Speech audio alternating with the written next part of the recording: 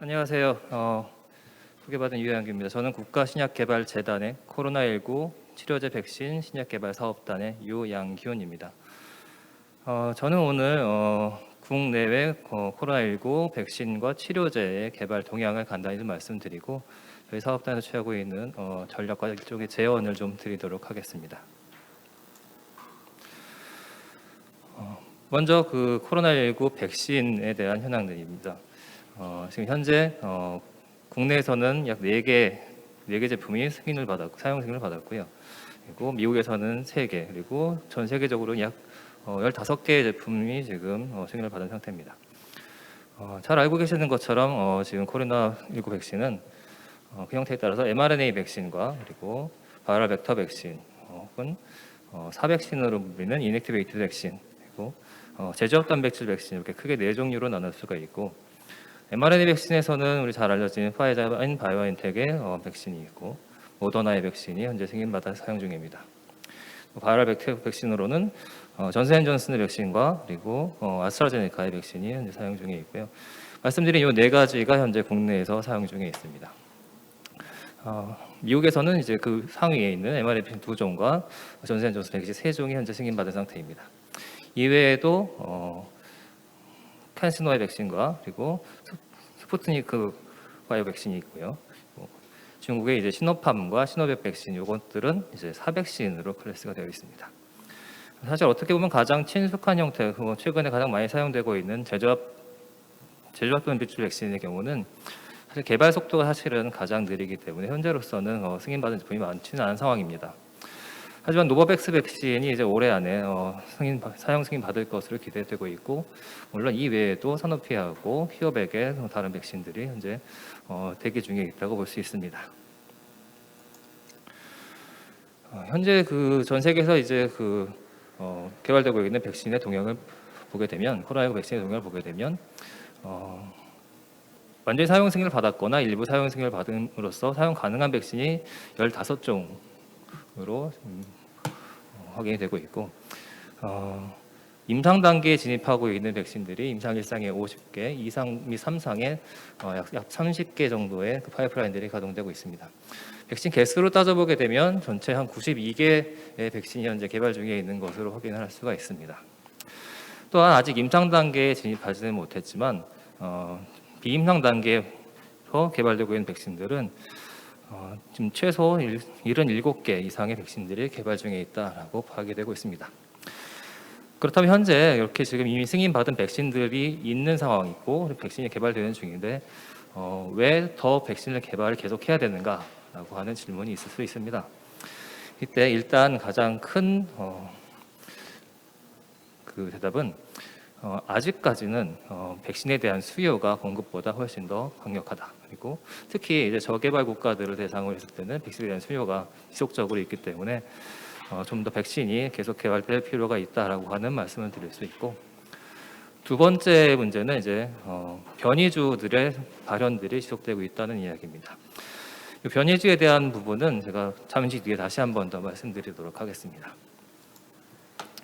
다음으로 국내 백신 개발 동향을 보시게 되면, 국내에서는 현재 5개의 기관에서 5개의 기업에서 임상 시험을 진행 중에 있습니다. 제넥신과 진원 라이프사이언스에서 DNA 백신을 개발 중에 있고요. 바이럴 벡터 백신을 셀리드에서 개발 중에 있습니다. 그리고 유바이오로직스와 SK 바이오사이언스에서 제조업 단백질 백신이 현재 임상 단계에 진입되어 있습니다. 이외에 이제 그 HK 이노엠과 지금 큐라티스에서는 IND 서브미션 중에 백신들이 지금 개발되고 있고, 국내에서는 mRNA 백신이 비교적 조금 단계가 조금 낮은 단계에서 지금 진행이 되고 있습니다. 변이 발생 상황을 잠시 들여다보게 되면 이제 미국 변이, 그리고 브라질 변이, 또 영국 변이, 그리고 남아공 변이 등 지금 굉장히 관심이 높은 변이들이 지금 계속 발생하고 있고, 최근에 또 베트남에서의 또 변이가 발생함에 따라서 변이주의 발생은 지속적으로 생기고 있다라고 할 수 있겠습니다. 이에 대해서 이미 기개발된 백신들, 모더나, 파이자, 아스트라제네카 등 기개발된 백신들에 대한 효능을 좀 살펴보게 되면은 각각의 백신들이 와일드 타입에 대비했을 때의 그 백신 효능을 충분히 어느 정도 보여주고 있는 백신들도 있는가 하면 변이들에 대해서 그 대항력이 상당히 떨어지는 백신들도 존재하고 있습니다. 이것은 백신의 어떤 그 형태라든가 하는 부분에 국한되지는 않고 서로 좀 다른 양상을 보이고 있기 때문에 지속적으로 지금 앞서 말씀드렸던 것처럼 변이주에 대항하기 위한 백신 개발이 지속적으로 필요하다라고 하는 말씀을 드릴 수 있습니다. 현재 이 그 선도 기업들은 이 변이주에 대응하기 위해서 여러 가지 방법들을 제시를 하고 있고요. 모더나와 얀센 같은 경우는 추가적인 변이에 대응할 수 있는 추가적인 부스터샷을 개발을 하고 있고, 파이저 같은 경우도 파이저 백신 같은 경우는 현재 나와 있는 변이주들에 대해서 어느 정도 상당한 그 대항력을 가지고 있다라고 지금 확인을 하고 있습니다만, 마찬가지로 변이주는 계속적으로 발생할 수밖에 없는 상황이기 때문에 이를 고려해서 적극적인 연구 개발을 하고 있습니다. 아스트라제네카의 경우도 올해 안에 변이주에 대응할 수 있는 어떤 방책을 내놓겠다라고 어나운스가 되어 있는 상태입니다. 저희 사업단에서 일종의 그 백신 개발 전략에 대해서 간단히 좀 제언을 드릴 수 있을 것 같습니다. 일단 국내 기업들은 올해 하반기부터는 이제 후기 임상들에 진입할 것으로 예상이 되고 있습니다. 각사마다 약간 개발 그 시점이 조금씩 다르긴 합니다만, 대체로 올해 안에 임상 2B 내지는 3상에 진입한다라고 하는 목표들을 제시들을 하고 계십니다. 따라 저희 사업단에서는 이 후기 임상에 대해서 일단 선택과 집중을 통해서 지원을 하겠다라고 하는 방침을 가지고 있습니다. 적어도 두세 개 정도 되는 과제들에 대해서 가능성 높은 과제들을 기존의 임상 시험 결과에 따른 결과들을 확보하고, 그 결과들을 이미 존재하고 있는 백신들과의 어떤 그 결합 항체 생성이라던가 중화항체가 또는 T셀 반응 등에 대한 그런 면밀한 검토를 평가 과정 중에서 거치게 될 것이고요. 그들 중에서 가능성이 높은 백신들에 대해 선택적으로 집중해서 지원을 하겠다라고 하는 방침을 가지고 있습니다. 이렇게 이제 선정된 과제들에 대해서는 임상 3상을 잘 끝낼 수 있도록 당연히 서포트를 해드려야 되는 숙제를 가지고 있습니다. 이렇게 빠른 개발을 위해서 국민들이 사용할 수 있는 빠른 개발을 위해서 취하는 전략이 있고, 또 한편으로는 저희 사업단에서는 임상 지원뿐만 아니라 비임상 지원도 진행을 하고 있습니다. 비임상 지원의 경우는 물론 개발 단계가 이제 좀 더 초기이긴 하지만 현재 코로나 지금 사업의 목표 중에 가장 큰 숙제인 것이, 첫 번째로는 변이에 대응할 수 있는가라고 하는 부분과, 두 번째로는 지금 현재 코로나 감염증이 엔더믹화되는 것, 그리고 세 번째로는 또 다른 신종 감염병, 즉 다음번 팬데믹 발생에 대해서 대비하는 것, 이렇게 세 가지를 들 수가 있습니다. 일단 변이에 대응할 수 있는 새로운 기반 기술을 갖추는 부분도 저희의 큰 숙제로 있고요. 또 다른 이제 바이러스가 창궐하는 넥스트 팬데믹이 생길 경우에 거기에 대비할 수 있는 기반 기술을 갖추는 것 또한 큰 숙제가 될 것입니다. 따라서 저희 그 비임상 지원 사업 등을 통해서 이런 기반 기술을 충분히 갖출 수 있도록 지원하겠다라고 하는 방침을 가지고 있습니다. 그래서 약간 얼리 스테이지가 될 수도 있지만 어떤 충분한 어떤 가능성과 이런 플랫폼들을 보유하고 있는 신기술들을 확보하고 보유하고 있는 기업들 혹은 연구소들 혹은 대학들에 대해서 지원을 할 방침을 가지고 있습니다. 또 한 가지의 꼭지는 이제 이 기술을 가지고 있는 회사들하고, 그리고 생산 기술을 가지고 있는 회사들, 즉 간의 어떤 그 협업을 통해서 컨소시엄을 통함으로써 그 상업화로 쉽게 진행할 수 있도록 도와드리는 역할을 좀 강조를 하고 싶습니다. 글로벌 시장에 진출하는 것을 서포트하면 물론이고요. 글로벌 시장 진출을 가속화하면 물론이고, 기초 기술을 가지고는 있지만 이것이 상업화하는데 어려움을 겪는 경우들이 많기 때문에 그런 부분들에 대해서 생산 기반 기술을 가지고 있는 그런 회사들과의 어떤 연계와 컨소시엄을 통해서 상업화에 조금 더 쉽게 진입하고 그것이 상품화되는데 조금 신속하게 상품화되는데 도움이 될 수 있는 그런 전략을 취하고자 합니다. 다음으로는 이제 그 치료제를 보겠습니다. 치료제의 경우는 지금 일단 치료제의 그 MOA를 살펴봤을 때 안티바이럴 제품의 경우는 현재까지는 렘데시비르가 승인받은 약물로는 유일하게 있습니다. 렘데시비르의 경우는 사실 효과에 대한 그 부분도 논란의 여지가 좀 있긴 하지만 현재 다른 그 안티바이럴 이펙트를 가지고 있는 모에이트를 가지고 있는 다른 약물들의 경우는 개발 중에 있습니다만 잘 아시는 것처럼 일부는 개발이 지금 썩 잘 되지 않는 경우도 있고 현재 임상 시험 진행 중에 있는 경우들도 있습니다.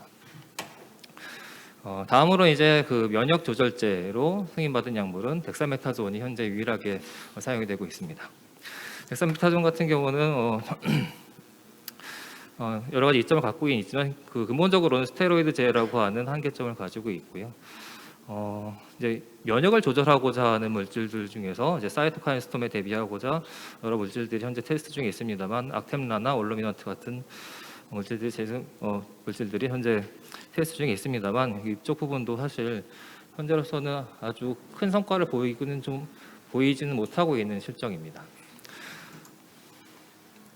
치료제 부분에서는 가장 큰 약진을 보이고 있는 부분은 항체 치료제입니다. 잘 아시는 것처럼 일라이릴리나 그 리제너론 또는 GSK 비르 같은 그 회사들에서 이미 EUA를 받은 긴급 사용 승인을 받은 제품들을 이미 내놓았습니다. 다만 항체 치료제의 경우는 일단 태생적으로 변이 바이러스들이 출현할 경우에 변이 대응이 어려울 수 있다라고 하는 태생적인 한계를 가지고 있습니다. 그리고 현재로서는 IV로 그러니까 그 정밀 주사를 통해서 주입해야 되는 어려움도 가지고 있고요. 그리고 그 치료 대상 환자가 좀 제한적이다라고 하는 단점도 현재로서는 보여주고 있습니다.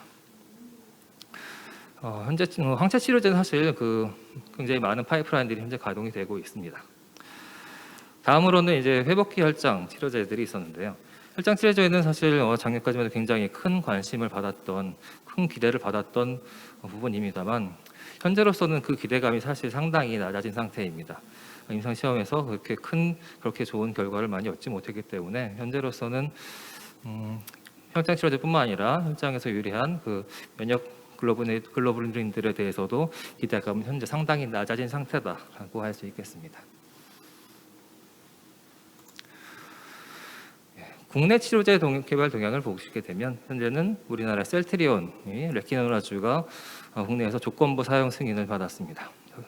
그래서 현재 임상 3상이 진행 중에 있고요. 그리고 대용장에서 2건 그리고 종문당에서 1건 정도의 약물 재창출 방식을 통해서 진행 중인 물질들이 있습니다. 물론 이 외에도 신풍제약이나 부광약품, 동화약품 등을 포함해서 약 40여 개 이상의 그 파이프라인들이 현재 임상에서 임상 시험을 진행 중에 있긴 합니다만 좀 안타까운 점은 안티바이럴로 되어 있는 모이트 가진 제품 현재로서는 승인된 바가 없고 승인된 약물로는 없고 노블 드럭으로서도 현재로서는 레키노라주가 유일하게 지금 승인된 상태입니다. 그 개발 동향을 보게 되면 이제 작년 7월 달에 조사했던 바로는 새로운 코비드 19에 대해서만 타겟했던 물질들의 비율이 작년 기준으로는 약 절반 조금 넘는 수준이었고 약물 재창출로 하는 것들이 약 20% 수준을 보였다면 올해 6월 동향을 보시게 되면 안티바이러로서 이제 코비드 19에 대해서 새롭게 개발되고 있는 과제들, 즉 어떤 과학적 근거 가지고 이 바이러스를 타겟하고 있는 과제들의 비율이 점점 더 높아지는 것을 보실 수 있습니다. 반면에 리포프로진 등 과제들은 그 비율이 상당히 줄어든 것을 보실 수 있습니다. 따라서 현재 그 글로벌한 그 코비드 19에 대한 치료제 개발 동향은 어떤 그 과학적 기전을 근거로 해서 안티바이럴 이펙트를 가지고 있는 물질을 개발하는 쪽으로 가는 것이 아닌가라고 생각이 되고 있습니다. 물론 이제 그 코비드 19 그러니까 코로나 바이러스 타겟하는 지금 그 약물들은 약 한 30가지 이상의 어떤 그 타겟을 하는 기전을 가지고 있고요. 물론 여기에는 이제 치료제 및 백신이 다 포함이 됩니다만 많은 부분들이 안티바디로서 진행이 되는 부분들, 항체로서 진행되는 부분들도 많고, 혹은 단백질 제조업 단백질 기반의 백신들을 포함해서 상당히 다양한 부분에서 현재 시도가 되고 있습니다. 사업단에서 취할 수 있는 일종의 전략과 일종의 제언인데요. 일단 그 치료제 부분도 마찬가지로 긴급하게 사용하는 부분과 좀 더 중장기적인 그 계획을 바라보는 쪽으로 나눠서 설명을 드릴 수 있을 것 같습니다. 일단 긴급하게 좀 사용할 수 있는 부분에 있어서는 병용 투여 전략을 말씀드릴 수 있습니다. 그래서 지금 현재 사용 가능한 물질들에 대해서 병용 투여를 함으로써 어떤 그 임상적인 유효성을 보고자 하는 그런 부분들에 대한 전략이 필요할 것 같고, 이런 부분들은 저희가 조인트 R&D 같은 프로그램 등을 통해서 글로벌 빅파마들과 연계 또는 협업 같은 것들도 지원해 볼 수 있겠다라고 하는 전략을 가지고 있습니다. 또한 이제 그 코로나19 감염증에는 그 병변의 중증도, 즉 경증, 중증, 중등증 이런 그 병의 중증도에 따라서 치료제에 대한 포트폴리오가 다르게 형성이 될 수 있기 때문에 각 중증도에 따른 포트폴리오 확보 전략을 가지고 있습니다. 백신과 마찬가지로 치료제의 경우도 중장기적인 그 대책을 좀 수립을 하고 있는데요. 마찬가지 이야기입니다. 변이에 대응할 수 있는가, 혹은 다음번 코로나 이후에 다음번 팬데믹을 대비할 수 있겠는가, 또는 엔더믹화된 코로나에 대해서 대처할 수 있겠는가라고 하는 커다란 숙제를 가지고 있기 때문에 새로운 어떤 노블한 MOA를 가지고 있는 경우라든가, 혹은 새로운 플랫폼 기술, 혹은 새로운 물질들에 대한 발굴 등을 통해서 이러한 그 변이 대응이라든가, 혹은 다음번 코로나에 대한 대응이 가능한 그런 전략들을, 그런 이제 그 물질들을 발굴하고 그런 전략들에 대해서 서포팅하는 그런 전략을 저희가 가지고 있습니다. 또한 이제 아무래도 이런 것들을 하기 위해서는 기초적인 연구들이 반드시 수반되어야 되기 때문에 다양한 바이러스에 대한 그 연구를 할 수 있는 어떤 지원 시스템들을 마련하는 데에 대해서 저희 사업단에서도 노력을 하겠다라고 하는 전략을 말씀드릴 수 있습니다. 예, 이상으로 저희가 발표를 마치겠습니다. 감사합니다.